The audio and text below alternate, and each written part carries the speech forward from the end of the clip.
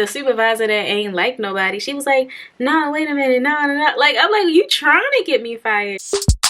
And it's a ticket, talking market for the figures. That's a comma and a comma and a comma. Gotta get it. Hey DMV fam, I'm recording on my phone. I forgot to make an intro, but this is part 2 of Design With Me, Change the Narrative, story time of like the jobs I've had and stuff. Please subscribe to our channel if you haven't subscribed.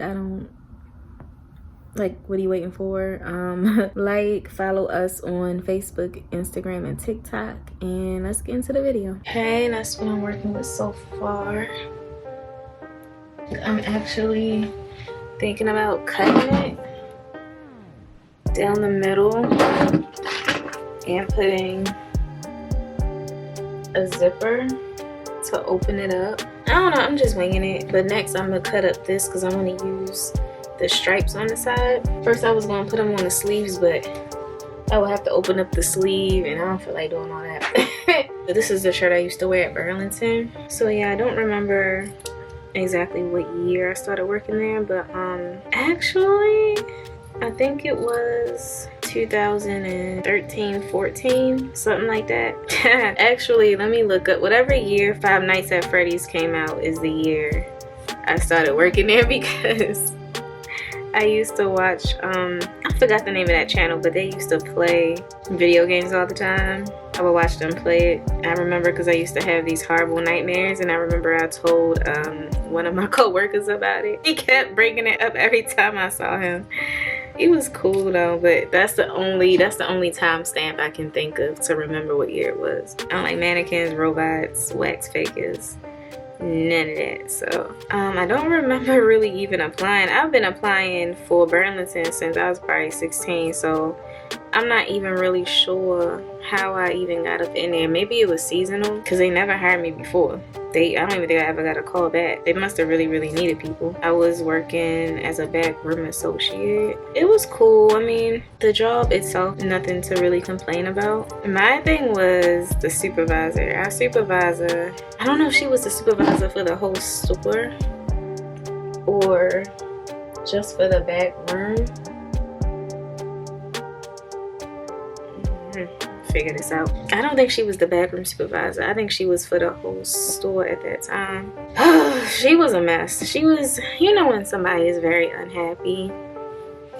Yet again, she was extremely unhappy. Like, I don't think I've ever seen her genuinely be nice to anybody or be kind or say anything nice. Like, she was always in a rush. It was always like, it gotta get done now. Not like even in like a good business kind of way, because you know you got things to do, you got a time slot, but everything was just like life and death with her. Like, she was just never freaking happy, and then she would turn around, you know, when the superiors would come in, and of course she would kiss their butts and pretend like she loved us so much and da. But what I really couldn't stand is like, she really enjoyed trying to get people fired. Like, everybody that I worked with, literally we all felt like dominoes. Like, I think I was one of the first people to get fired, and I knew something was going on because she was super nice to me that day.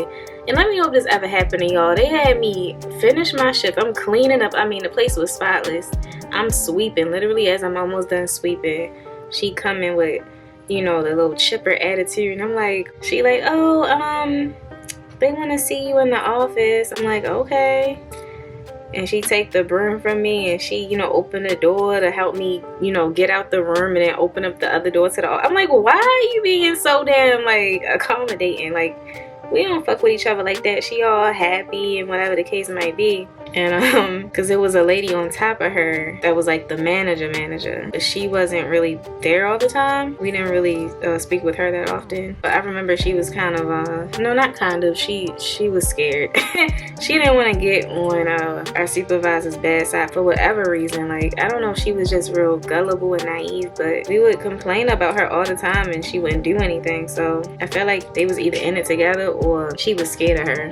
But I called her out on it, and she was like, no, we're working on it. That's what she would always say, is that we're working on it. We can't tell y'all no details, but we're working on it. I'm like, well, that's not helping me. Like, what are y'all working on? Is she getting fired? Like, what are we doing? I think she said I was gonna get let go before that day, because I was late all the time. This was not overnight, but like super early job. I had to be there at 4 a.m., which, you know, it was fine, but I didn't drive. At the time, my stepfather had to get up, and because he went to work too around that same time, so it worked out. And he would drop me off while he was on his way to work. Sometimes I would take cabs, and yeah, that's when they were saying I was going to get let go. But as the manager was trying to work with me to be like, okay, maybe you can ask your stepdad to bring you. That might be better than taking a cab. And the supervisor that ain't like nobody, she was like, nah, wait a minute, no. Like, I'm like, you trying to get me fired? She's like, well, what if that don't work? What, you assuming that we going to keep her? I'm like, wow, like, y'all are miserable people. I think I was still too late a few too many times after that though, and that's why they said they let me go. But then after I left, like, I got messages and stuff from other people that I worked with. It was like, yeah, we all ended up getting fired like within that same amount of time. And I'm like, what does that tell y'all? How do y'all, like, people that work the higher ups or whatever, what does that tell y'all? Everybody getting fired for little petty stuff? Ain't nobody steal nothing, ain't no money go missing. People getting fired because they late to a job where y'all only give us what, 2 hours at that. If we lucky, we might get 6. Like, our hours were trash. You couldn't make no money. I remember always calling. I think I was with Sprint at the time, and I'm constantly like putting $25 here, $25 there, just trying to keep my phone on. Like, always doing payment plans because I never had no money. As soon as I get it, I had to spend it. But yeah, management can really make or break a job. They really, really can. People don't know how to handle having any kind of power. Because I remember she was like, you were so happy when I first met you at orientation, and I was like, yeah, so were you. You were so nice and whatever. So my vibe is going on your vibe, you know? I'm not a robot. Of course I'm happy when I'm at the interview because I don't know nothing. Like, I assume you people were on the up and up, you know? A year or two later, I think I heard she got fired or something, and they invited me back, but I'm like, it ain't no way. For one, I'm making way more money. You can make more money anywhere pretty much than Burlington, unless you probably are management, but to me it's not worth it. And I'm just like, I got bad memories now. I don't want to go back. Don't make me go back. I don't know how this is gonna work in the back. I would have to cut it in half. I can cut it in half, it's not a big deal. Well, let me sew this part on and I'll be right back with y'all. Alright, so I'm gonna just cut it down or up the back. It's cricket, I don't care. Y'all get the point.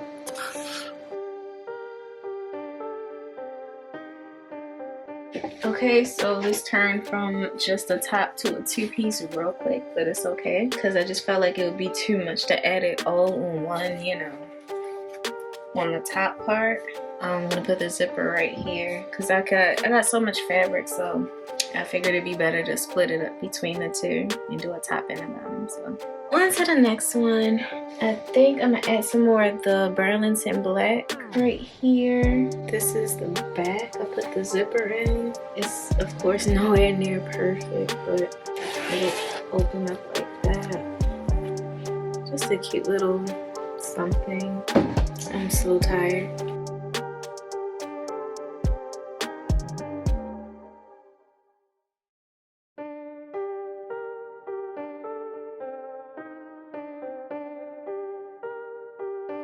Okay, so I made the skirt. I just decided to go with the black, and I'm gonna put like a little butterfly right here. I think they look really cute together. Here's the back, the high-low skirt. We have the open zipper back, the red and the blue, and the maybe some of the green. I think I'm gonna make a third piece. I know this just got really complicated. It went from 1 to 2 to 3. I think I'm gonna make like a detachable like tutu, but I'm thinking of like cutting up some shreds of the rest of the fabric and just adding it on. But I took out some letters from the Sprouts shirt, and I'm gonna add those to, I can't decide if I'm gonna add it to the back of the jacket or the skirt. The skirt, I don't want to take off the mannequin again because it's too hard to get it on and off. So it looks like it's gonna be the jacket. I might not even sew it on, to be honest. I'm so tired. Alright, we in the home stretch now. That's what she looking like. Can you see it? I don't want to sew no more. pretty much I'm gonna make a cute little tutu out of the rest of the scraps that I got. The Target, the Gabe's, and the Sprout shirt, just to have it like hanging down and stuff, because that was my original plan. I was gonna sew it on, but why sew it when I don't have to, right? That way it can be detachable, you know, if I want to rock it just like this. So let me sew this up right here. So tired. I've been working on this all day. YouTube is tiring. Well, if you're actually doing something, it's tiring. I see why story times are very popular, because all you gotta do is talk. You ain't gotta sew nothing. You ain't gotta measure, you ain't gotta cut. And I'm done with her. I'm done with her. Oh, you know what? I lied. I'm not done sewing. So I started Gabe's. I was in healthcare for like a year. I was there for a while. I really don't remember how long I was there though. Yeah, it was at like a nursing assistant, and then when COVID hit, I was already gonna quit anyway because I planned on moving, but that fell through. But I ended up leaving because they was so trash. Like, I get you can't prepare for a pandemic, but it's like they didn't prepare for flu season. Like, they was just not. I was just over it. I was just like, my mental was not healthy at that moment, probably like a lot of people. But anyway, I was off for like pretty much a year. I stopped working like for a year pretty much, and I applied for Gabe's. I think they just opened up, if I'm not mistaken. I think it used to be like Tuesday morning or something, but yeah, I applied for them. I got that job. It was cool. I was a cashier. I ain't been a cashier since I worked at Michael's. I was 18 when I worked at Michael's. Like, I have not cashiered since. I'm trying to think, have I been? I ain't been on a register at that time since I was 18. So like 10 years. I think I was like 28. Yeah, I was 28, so 10 years. And I freaking hate cashiering. Not only am I bad at math, not only do I hate talking to people, I probably hate that the most actually. I don't like dealing with the public, which you in healthcare, so you directly dealing with the public, and they're usually not in a good mood. But on top of that, I haven't been like diagnosed, but I'm pretty sure I have dyslexia. So numbers, letters sometimes, but numbers be whipping my ass. And at Safeway, when I had to read them little tiny numbers like on barcodes and stuff, I would get it wrong all the time. So I really didn't know. I didn't want to go back to being a cashier because I'm like, me and numbers we don't do so well. But anyway, I was like, well, it's part-time, whatever. Like, they pretty much worked me full-time though. So yeah, that was cool. At first, you know, when a girl hired me or whatever, I told her how much I love fashion, and she was like, oh, okay, that's great. I went to fashion school too, blah, blah, blah, blah, blah. I think this will be a good fit for you. You seem very like, what word did she use? Like, basically, like, I don't let things get to me easily. Like, very, like, nonchalant. She said something. I can't think of the word she used. And I was just having a really good day that day because I had just meditated. Like, if you ever meditate and you just feel, like, not numb, but you feel unfuckwithable. Like, nothing can, like, the ceiling can fall on your head and you just gonna be like, eh. Yeah, I was like, and I'm like, why would she say that? Is that because I'm working with the public, or is it you?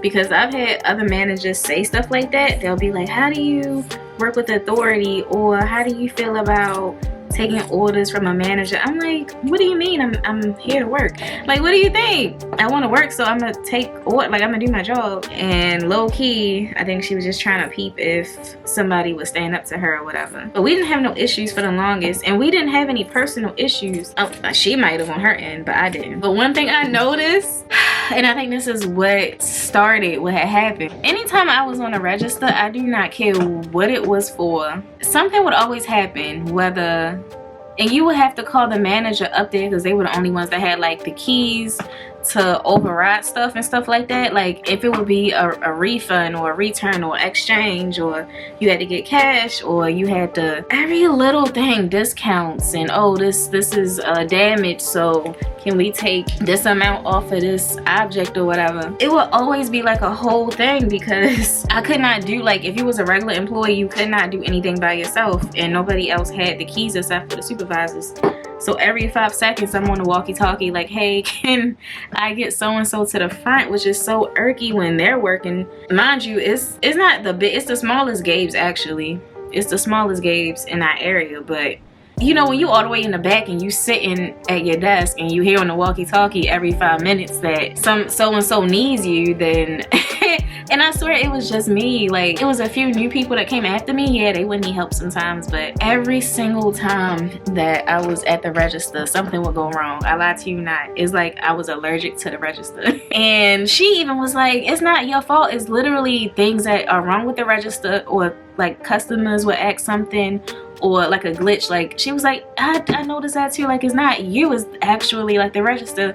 But it wouldn't matter which one I was at. Like, it would happen all the time. And I'm like, I'm even getting sick of asking for the manager. And I'm like, as I'm there long enough, a few weeks go by, other people get hired or whatever, and I'm noticing that they get in the keys, they get in the passcodes and stuff, they get in the titles. And I'm like, well, why did they skip over me? Why not just give me the damn key so I don't have to call you up here every 5 seconds? Like, I'm not asking to get paid more. I'm not asking for none of that. I'm just saying, like, if that's what we doing, because these people was way younger than me, they little teenagers or whatever, or, you know, it's not even about their age. But I'm like, so you just gonna skip over me? Okay. And I'll be more than glad, because I told her when I applied, I wanted to be in merchandising. I really did not want to be a cashier. But let me tell you something. If you say you got cashier experience, they gonna put you on that register. It do not matter what you apply for. If you say, yeah, I done it, you know, then you gonna be a cashier. Because every day for like 2 weeks, I was like, so when you gonna train me, like, on the actual thing I wanted to get hired for? And it's like, oh, well, you know, we try and find space for you, the hours, you know, we trying to work it out. I'm like, okay, because, you know, I ain't apply for this. I ain't apply to be a cashier. This ain't my thing. And then, you know, as new people come in and you get acquainted with them and you start talking, and they asking you, how's it, you know, working here or whatever, and you want to tell them the truth. And it wasn't horrible. Like, I wasn't having like a horrible time there. I was just like, you know, it's not what I signed up for, but, you know, it's whatever. I hope to get off the register soon, you know, stuff like that. And I guess they got back to her. I guess that was I think I know who it was now. People who ain't got no fucking life. And they're like, oh yeah, she's complaining, and she come up to me one morning and she's like, no good morning, no how you doing, yada yada. It's just, oh, so you're not happy with your job?